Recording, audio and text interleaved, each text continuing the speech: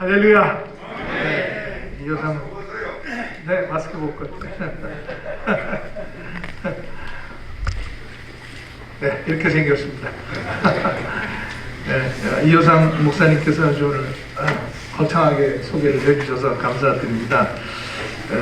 참, 그리고 김진홍 목사님 평소에도 존경을 하는 교회 우리 최고 지도자십니다. 오늘 정말 감동의 말씀을, 귀중한 말씀을 해주셔서 감사드립니다. 저는 지금 국민의힘의 강남 의뢰 국회의원입니다. 강남 의뢰 어딘지 잘 모르시는 분이 많이 계셔서 설명을 드리면 양재천 남쪽입니다. 개포동, 수서동, 일원동, 세곡동 이렇게 서울의 남쪽 끝입니다. 그 다음은 성남입니다. 그래서 서울의 남쪽 관문을 지금 맡고 있습니다. 오늘 건강한 대한민국의 회복과 또 자유 대한민국 수호를 위해서 간절한 마음으로 신년 기도회에 참석해 주신 여러분들을 뵙게 돼서 큰 영광으로 생각을 합니다. 오늘 또 귀한 자리를 마련해 주신 한국미래포럼의 박경진 회장님, 또 한카문화교류협회 권승달 회장님, 또 사회를 봐주신 한국교회연구원의 이호상 원장님, 또 오늘 귀한 설교로 하나님의 숭고한 말씀을 전해주신 김진홍 목사님께 감사의 말씀을 드립니다. 대한민국 땅에 기독교가 전파되고 우리 교인들께서 절체절명의 국가적 위기 속에서 고비고비마다 우리 대한민국을 기도와 신앙을 통해서 구해 오셨습니다. 이제 다시 한번 이 혼돈의 가운데 놓여 있는 대한민국을 위해서 기도로 나라를 지켜주실 때라고 생각을 합니다. 우리 대한민국이 분단과 또 전쟁의 폐허 속에서 분연이 일어나서 한강의 기적을 만들고 이제는 첨단 기술로 세계 10위의 경제 대국이 되었습니다. 경제 규모로만 보면 선진국입니다. 그러나 이 선진국의 문턱에 들어서자마자 우리나라는 지금 내후 외환의 위기에 직면해 있습니다. 국내적으로는 코로나 팬데믹이 지금 2년 이상 계속되고 있어서 국민들의 고통이 이만저만이 아닙니다.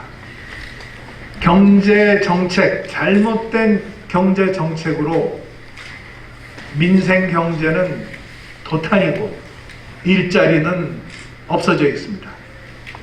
부동산 가격 폭등으로 내 집 마련의 꿈은 사라지고 있습니다. 청년 실업이 급증을 해서 아무리 대학을 나오고 공부를 해도 내가 가지고 싶은 일자리를 가지기가 어렵게 되어 있습니다. 자영업 중소기업 하시는 분들은 절벽에 부닥쳐서 생계가 막막합니다. 그야말로 비상 상황입니다. 우리나라 출산율이 세계 198개 중에 198등입니다. 연속 2년 꼴찌를 하고 있습니다. 또 2025년에는 지금부터 3년 후에는 지금 현재 출산율이 0.8 그런데요. 서울은 한 0.6 이렇게 났는데 0.5까지 추락할 수 있다는 이런 통계가 나오고 있습니다. 부부가 결혼해서 아이 하나 나면 인구가 반으로 줄어들게 돼 있는데 지금 그 지경까지 와 있습니다. 또 세계에서 가장 빠른 고령화 사회입니다. 지금 고령 인구가 16%, 17%를 넘고 있고 2025년 지금부터 3년 후에는 이제 그 앞에 초자를 붙여서 초고령 사회로 들어갑니다. 우리 경제의 성장 동력은 지금 멈춰서 있습니다. 이것을 다시 돌리고 대한민국을 이 위기에서 구할 수 있는 새로운 리더십과 새로운 글로벌 비전과 전략이 절실한 그런 시점입니다. 저는 이제 외교 안보 분야를 맡고 있기 때문에 세계 정세가 어떻게 움직이는지 늘 관심을 가지고 보고 있습니다. 지금 가장 중요한 변화는 미중 간의 기술 패권 전쟁과 글로벌 공급망의 재편입니다. 아시다시피 중국은 2025년까지 세계 제조업의 최고 수준까지 이르겠다. 10개 분야에서 약 80% 이상을 세계 초인류 기술을 확보하겠다. 이렇게 이야기하고 있습니다. 3년 남았습니다. 미국 입장에서는 중국의 이러한 맹추격이 미국의 세계적인 지도력과 또 세계 질서에 혼란을 주고 미국 국익에 저해가 되고 민주주의 사회가 위축될 것이라고 보고 있습니다. 따라서 중국의 공급망을 견제하고 동맹과 민주주의 국가들과 연대를 맺어서 자유민주주의 네트워크를 강화해야 되겠다. 이런 판단을 하고 있습니다. 미국 바이든 대통령이 인도 태평양 경제의 틀을 새로 만들겠다. 이렇게 이야기를 했습니다. 인도 태평양에 있는 미국, 한국, 일본, 호주, 인도, 뉴질랜드, 캐나다 이런 나라들이 새로 경제 틀을 새로 짜겠다는 겁니다. 작년 10월에 동아시아 정상회의에서 발표한 내용입니다. 우리 한국은 자원이 없어서 수출로 먹고 삽니다. 아까 우리 김진홍 목사님 말씀대로 우리가 수출로 대한민국의 국력을 향상시켰고 이제는 세계에서도 가장 자유무역의 선봉에 서 있는 나라입니다. 세계 57개국과 16개의 자유무역을 체결하고 있습니다. 그런데 우리 수출로 먹고 사는 대한민국이 이런 미중 패권 경쟁과 또 글로벌 공급망 변화 때문에 비상 상황에 처해 있습니다. 반도체, 전기 배터리, 우리 대한민국이 잘 만드는 것입니다. 이것을 만들기 위해서는 소재가 필요하고 중간자가 필요한데 이것들이 전략물자가 돼서 공급이 제대로 안 되면 경제가 돌아갈 수 없는 이런 상황이 됐습니다. 안보와 경제의 경계가 허물어지고 있습니다. 그전에는 안미경중, 안보는 미국에 의존하고 경제는 중국 시장에 의존한다. 그렇게 하면 대한민국이 잘 될 거다. 이렇게 이야기를 했던 적이 있습니다만은 이제는 더 이상 안미경중은 통하지 않습니다. 안보가 곧 경제고 경제가 곧 안보이기 때문에 미중 사이에서 애매한 등거리 외교를 하는 것은 이제는 더 이상 통하지 않게 되어 있습니다.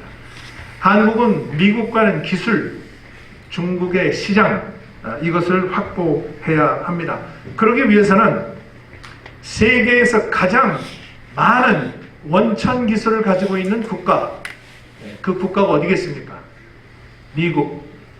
미국과 기술 동맹, 경제 기술 동맹을 맺어서 우리의 기술을 업그레이드 시켜서 중국이 감히 따라오지 못하도록 중국과의 기술 초격차를 유지해야만 우리의 먹거리를 확보할 수 있고 중국 시장을 우리가 가져갈 수 있다. 이것이 바로 대한민국의 미래 먹거리 확보를 위한 절대절명의 지금 상황에서 우리가 해야 할 선택이라고 생각을 합니다. 한국의 유일한 동맹인 미국, 이것은 우리가 어떤 편의에 의해서 또 한시적으로 맺은 동맹이 아닙니다. 이것은 자유와 민주를 지키기 위해서 피를 같이 흘린 혈맹의 정신에 기초하고 있는 동맹입니다.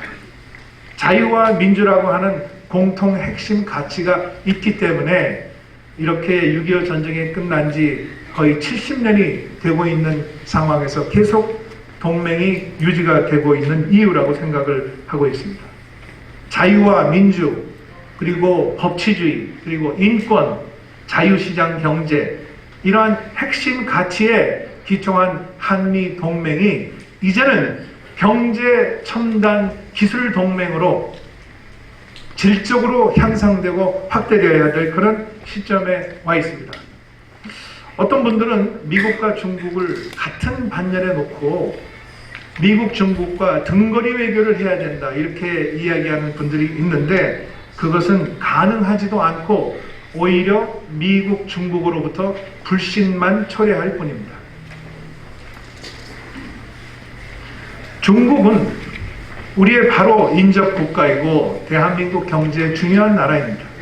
우리 수출의 25% 이상을 중국에 의존하고 있고 중국이 가지고 있는 희토류, 지난번에 요소수 사태도 있었습니다만은 그러한 희토류를 중국에 의존을 하고 있습니다. 또 중국과 문화교류도 하고 있고 또 여러 가지 많은 교류가 있습니다. 금년이 한중 수교 30년이 되는 해입니다. 그런데 지금 30년이 지나서 우리 국민들은 중국에 대해서 어떤 생각을 하고 있을까? 한번 우리들이 생각해 볼 필요가 있습니다. 중국이 경제 대국으로서 한국 경제와 같이 이 경제 발전의 파도를 넘어가면 양쪽이 다 공동 이익이 되는 것은 사실이지만 중국이 우리에게 경제 보복을 하거나 국가 안보 문제에 간섭을 하거나 또 우리의 영토 주권을 위협하거나 또는 우리의 문화 정체성을 훼손할 때는 우리 대한민국이 중국에 당당하게 아니라고 분명하게 이야기를 해야만 한중 관계가 건강하게 발전할 수 있다고 생각합니다. 여러분 동의하십니까? 네. 한미 동맹 핵심 가치에 기초한 한미 동맹과 실용적인 한중 협력은 차원이 다른 이야기입니다. 저는 이걸 우리가 혼동해서는 안 된다고 생각합니다. 아까 김준호 목사님 말씀대로 대한민국의 정체성과 우리의 자유민주주의를 지키기 위해서 중국과 상대할 때 중국을 과대평가하지도 말고 과소평가하지도 말고 있는 그대로 중국을 보면서 한중 관계를 대등한 관계로 이끌어가는 것이 차기 정부의 과제이다 이렇게 생각을 합니다. 남북 관계는 어떻습니까? 이 문재인 정부가 5년 동안에 한반도 평화 프로세스를 하겠다고 계속 이야기를 하고 지금도 종전선언에 목을 메고 있습니다. 그러나 이것은 북한으로부터 아무런 거기에 상응하는 관계 개선이나 긴장 완화의 조치는 전혀 없고 오히려 핵은 증강되고 미사일 도발은 계속되고 있습니다. 아까 말씀하신 극초음속 미사일은 그야말로 게임 체인저라고 합니다. 이것을 막을 수 있는 우리의 방어 무기가 현재로서는 없다는 것입니다. 그렇기 때문에 아까 미국이 초긴장 상태에서 북한의 이 극초음속 미사일에 대한 방어를 위해서 지금 대단히 깊은 고민을 하고 있습니다. 선제 타격론 때문에 여당과 또 진보 언론에서 우리 후보를 공격하고 있는 건 잘 알고 있습니다. 그러나 대한민국의 어떤 대통령도 임박하고 치명적인 위협이 국민의 생명과 안전을 위협할 때는 자위권 행사 차원에서 통치권을 행사해서 이것을 선제적으로 위협을 제거할 의무가 있다고 생각을 합니다. 동의하십니까? 지금 남북관계는 한 치 앞을 내다볼 수 없습니다. 판문점에서 그렇게 손을 잡고 부둥켜 안고 했지만은 남북관계는 탈선 상태에 있습니다. 이 탈선된 남북 상태를 다시 정상궤도로 올려놓는 것이 차기 정부의 과제입니다.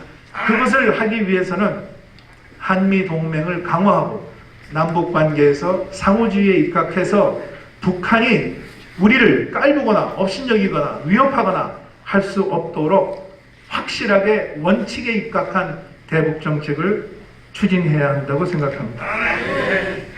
이제 다음 정부에서는 무너진 공정과 정의를 세우고 민생 경제를 회복하고 남북 관계를 정상화하고 한미 동맹을 회복하고 세계로 뻗어나가는 자랑스러운 대한민국을 반드시 만들어야 하겠습니다. 나라가 어지러운 와중에도 우리 국가 민족을 위해서 기독교 지도자 여러분들께서 이렇게 신년 기도회를 통해서 우리 대한민국의 미래를 위해서 정말 은혜 넘치는 기도를 해주신 데 대해서 감사의 말씀을 드립니다. 제 백성을 위해서 간절히 부르짖은 다윗과 모세처럼 여호와 하나님께서 우리를 불쌍히 여기셔서 재도약할 수 있는 기회를 반드시 주실 것으로 믿습니다. 이것을 간절히 소망하면서 오늘 축사에 대신하겠습니다. 감사합니다. 새해 복 많이 받으십시오. 축사를 해주신 박진호 의원님께 뜨거운 박수 주시기 바랍니다.